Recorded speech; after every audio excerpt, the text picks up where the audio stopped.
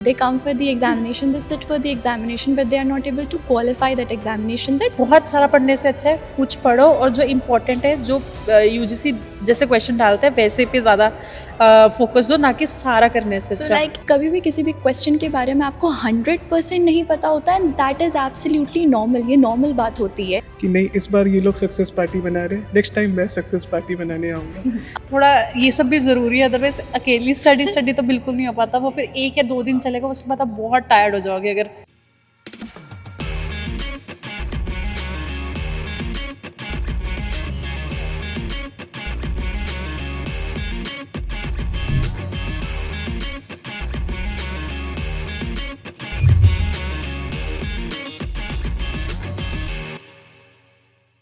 Hello, hi everyone. Welcome to Textbook again. And here I'm sitting with 3 of my achievers right now. Felicitation ceremony में सब आए हुए थे. So Komal, Sakshi and मनस, जिन्होंने अभी UGC net computer science में net और PhD qualify किया है. तो सबसे पहले जानते हैं what do you get to understand here कि फैमिली का रिएक्शन क्या था. कोमल, मैं आपसे जानना चाहूँगी. मैम, फैमिली का रिएक्शन तो बहुत अच्छा था। इससे पहले जब मैंने दिया था तो उसमें मेरा हो नहीं पाया था, तो तब घर वालों को था कि कोई बात नहीं बेटा, तू कर लेगी।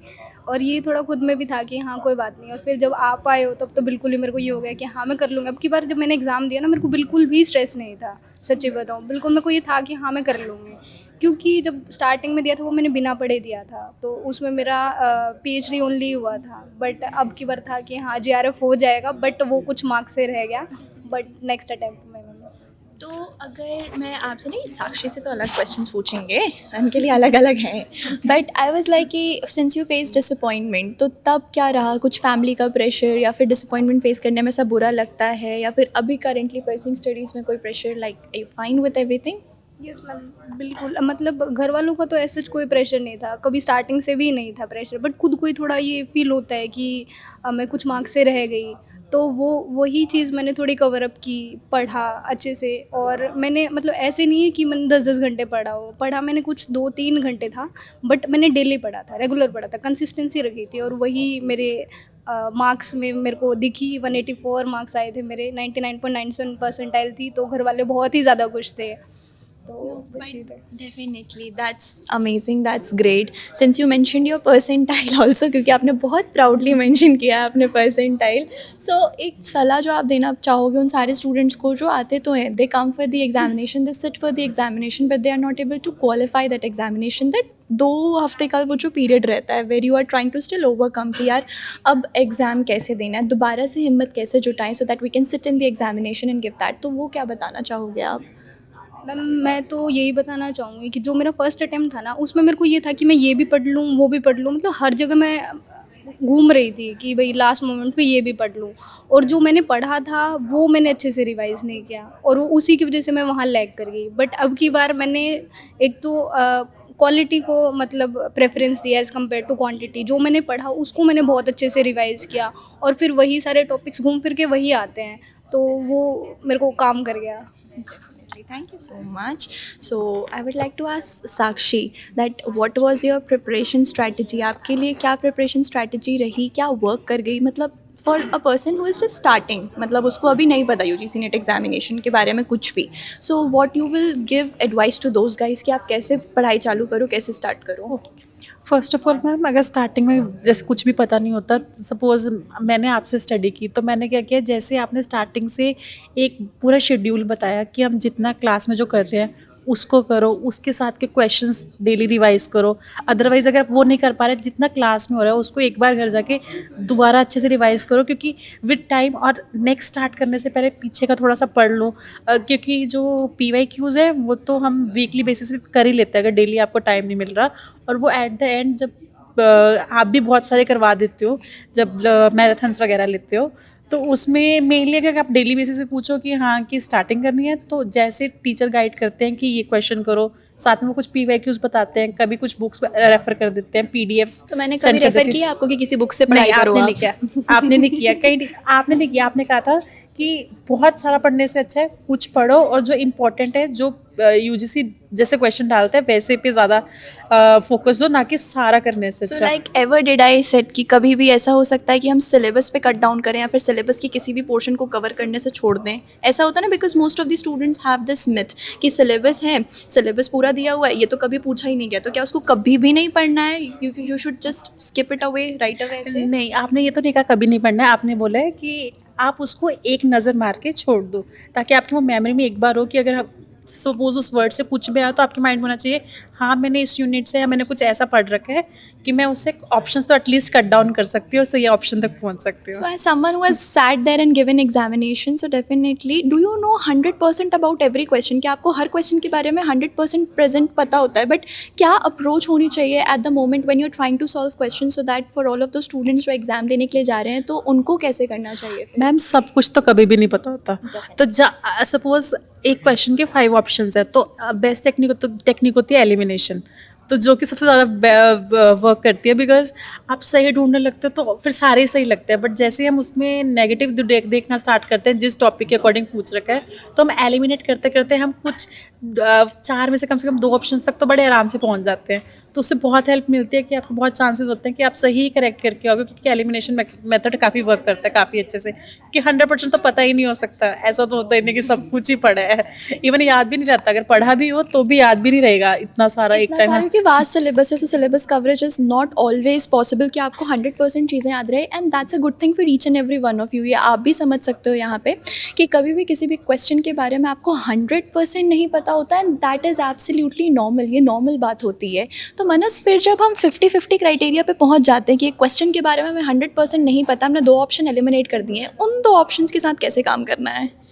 मैम होता तो है, पर वो हम लोग ने वही चीज़ भी बैचलर्स में भी पढ़ी है तो मास्टर्स में भी, तो वो तो क्या आपके लिए सिर्फ थ्योरी काम कर गई? सिर्फ थ्योरी से you will be able to qualify no exam? Ma'am, PYQ तो ज़रूरी है ही सबसे ज़्यादा, और उसके साथ अपना डेडिकेशन जो हम लोग तैयारी कर रहे हैं वो ज़रूरी रहता है। कभी भी ऐसा लगा है कि at a time you achievement तो नहीं, खैर, when you are at a phase where you want to regather yourself for preparation, कि अब हमें दोबारा से स्टार्ट करना है, और वो जो स्पेसिफिक फेज होता है when everyone is celebrating their result and meanwhile you are just sitting and okay, आप एनवियस नहीं हो, definitely you are not unhappy for them, but you are not unhappy for yourself. How to gather courage up again and for all of those repeaters, किस तरीके से दोबारा से उठना है और दोबारा से प्रिपरेशन करना है? मैम जिस समय जून में मैं दिया था तो मेरा यही मतलब डिस्क्वालीफाई हो गया था, तो मेरे को सबसे पहला मोटिवेशन यही था कि नहीं, इस बार ये लोग सक्सेस पार्टी बना रहे हैं, नेक्स्ट टाइम मैं सक्सेस पार्टी बनाने आऊँगा। और आप सक्सेस पार्टी में आ चुके हैं। यस मैम, हाँ, पर ये भी है, इस बार मैं ओनली PhD के साथ आया हूँ, पर नेक्स्ट टाइम मैं आऊँगा तो JRF के साथ आऊँगा। डेफिनेटली यही मोटिवेशन सबसे ज़्यादा ज़रूरी होता है, क्योंकि अपने आप से मोटिवेशन नहीं होगा तो कोई मोटिवेट करने नहीं Yes, बैठेगा। exactly. Find that Yes, ma'am. motivation within your gut. No one is gonna extrinsically come and tell you कि आप पढ़ाई करो करो करो करो, बट जब तक आप वो अपने अंदर नहीं ढूंढते हो नहीं हो पाता है।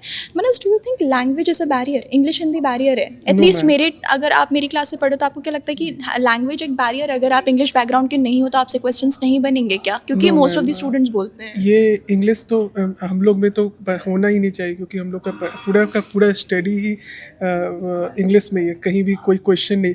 जब बहुत कोई बोलते भी हैं कि मैम इंग्लिश में हिंदी में करवाइए, तो मेरे को लगता है ये लोग क्यों ही तैयारी कर रहे हैं, मेरे को ये फील आता है सीरियसली, क्योंकि अगर मैं एक नेट का स्टूडेंट हूँ तो मेरे अंदर की अंदर टीचर की फीलिंग आ चुकी है कि ये क्यों, मतलब उनको एक भी मतलब नॉलेज नहीं है, कहीं भी कुछ पढ़ने से पहले भी आपको उस चीज़ के नॉलेज तो होना चाहिए, जब तक आपकी तरफ से वो नहीं होगा तो टीचर कुछ नहीं कर सकते। क्योंकि हमारे सब्जेक्ट में टर्म्स सेम रहती हैं, whether you study it in Hindi और इन इंग्लिश, वो हमेशा ही सेम जाता है। सो डेफिनेटली टर्म्स के एस्पेक्ट में, चाहे आप हिंदी में पढ़ो, इंग्लिश में पढ़ो, for computer science nothing is gonna change for you. Komal, job के साथ कैसे मैनेज किया यार? ये तो मतलब, क्योंकि मैं जब असिस्टेंट प्रोफेसर की तरह काम करती थी, I still remember, because I was a scholar and assistant professor at the same time, so I still remember there were so many times कि एक्स्ट्रा वर्क पकड़ा दिया जाता था। एक काम करो, ये शीट्स हैं, इनको टैली करके ले आओ। So how did you manage? System से लड़कर कैसे पढ़ाई करी आपने?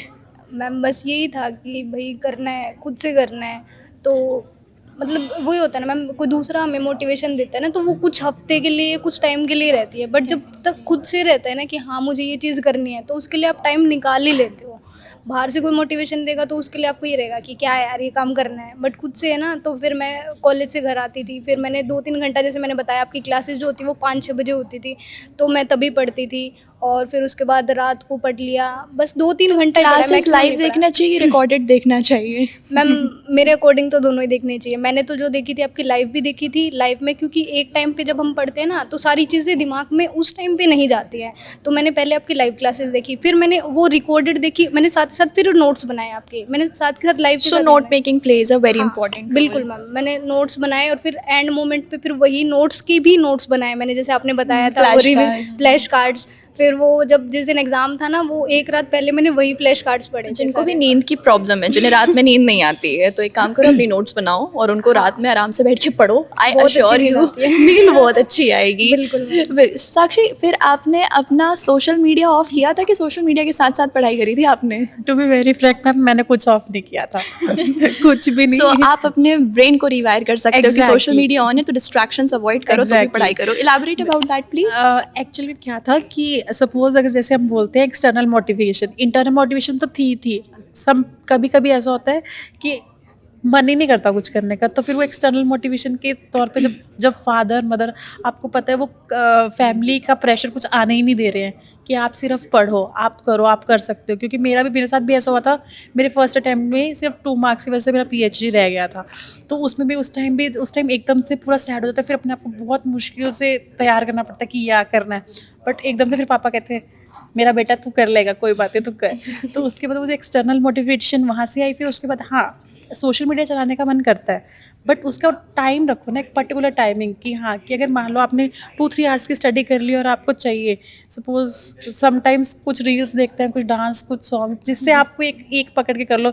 ये नहीं कि अगर 15 मिनट देख रहे हैं तो उसका 2 घंटे स्क्रॉलिंग ही चल रही है, तो वो फिर डिसएडवांटेज होता है। अदरवाइज थोड़ा ये सब भी ज़रूरी है, अदरवाइज अकेली स्टडी तो बिल्कुल नहीं हो पाता। वो फिर 1 या 2 दिन चलेगा, उसके बाद आप बहुत टायर्ड हो जाओगे अगर प्रॉपर स्टडी का। मतलब एक तरीके से refreshment for yourself, keep a bet for yourself. If you are studying for this long you will give yourself something. So इधर आप Exactly. ऐसे ही कर लो कि 4-5 घंटे पढ़ा तो ठीक है, मैं अपना फेवरेट गाना सुन लूंगी। 4-5 घंटे और पढ़ लिया तो मैं कुछ और अपना फेवरेट काम कर लूंगी। So when you give yourself that bet you tend to study better.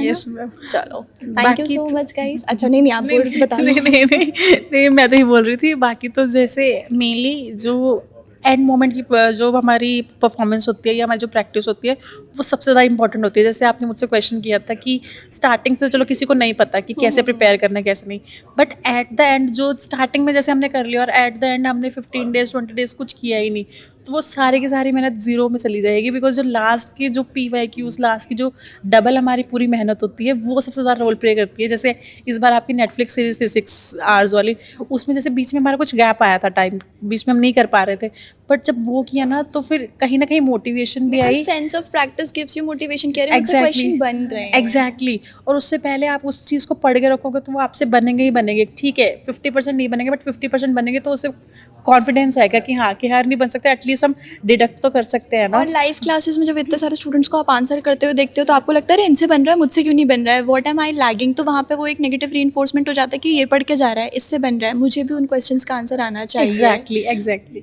तो वो भी वर्क करता है। और इवन जो लाइव क्लासेस का सीन है, आप इनिशियली सारी लाइव क्लासेस अटेंड करो, कोई डाउट नहीं है, बट जब एट द एंड जब आपको लग रहा है कि हमें पेपर 1 को भी प्रॉपर टाइम देना है, जैसे मैंने आपकी इनिशियली आपकी लाइव कुछ अटेंड की, बट मैंने फिर उसको कट डाउन करना स्टार्ट किया। फिर मैंने जैसे आप PYQ सेशन ले रहे थे कुछ, तो मैंने उनको यूट्यूब वाली क्लासेस को मैंने रिकॉर्डेड पे स्टार्ट किया, ताकि मेरा उधर से DI या फिर कुछ ऐसा पार्ट जो मेरा रह रहा है, मैं उसको अच्छे से कर पाऊँ, ताकि पेपर 1 को भी प्रॉपर लेके जाना, तभी रिजल्ट अच्छा बन पाएगा। डेफिनेटली। सो मनस भी ये एग्री करते हैं क्या कि पेपर 1 गेम चेंजर है, पेपर 1 नहीं पढ़ोगे तो फिर पेपर छूट 1 जाएगा तो सब कुछ। बहुत ज़रूरी है।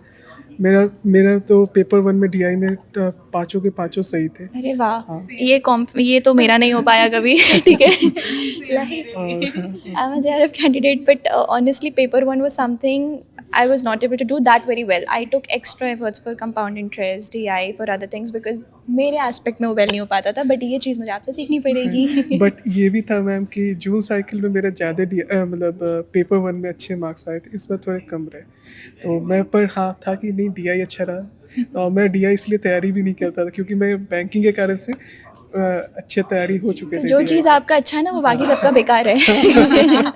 That's a good thing at Yes, your aspect. So thank you so much Komal, Sakshi and Manas, Thank you, and ma'am. thank you to each and every one of you.